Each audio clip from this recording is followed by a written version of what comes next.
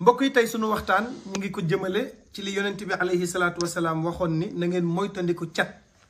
ndax bari na ci sama xeet ñu dem bàmmeel la leen yóbbu bàmmeel mooy cat nag pour nit ki mën ko moytu mooy dafay nëbbatu Sëriñ Cheikh Tidiane Sy nee na bari na ku mucc la tax nga mucc mooy nëbbatu waaye bu fekkee tey fi jamono toll ak internet nga bëgg sa dundin lépp nga bëgg ko imposer ci internet wane sa kër ci internet wane lal bi ngay tëdd ci internet wane sa oto ci internet loola mën na laa yóbbe cat waaye it mën na la yóbbe nga am ku la soppoon xëy bañ la ndax bari na looy wane loo xam ni ki ko amul loxoom jotul gannaawam mën na ko naqari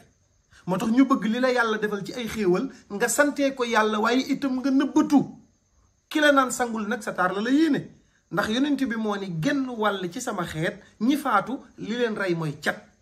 mën nga dem ba nit noonu la wala mu noonu sa borom kër wala mu noonu sa doom wala mu noonu sa jarbaat te lay tax mu am mooy ci yow la jóge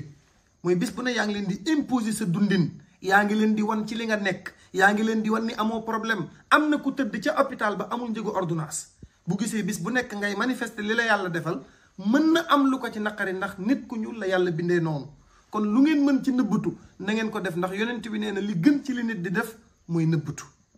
sagal sa bopp nëbb li la yàlla defal sante ko yàlla ngir bañ ko wan keneen koo xamante ni bii yàlla xañ na ko xam naa ba suba ak jàmm ñu dellu siwaat ci beneen épisode incha allahu taala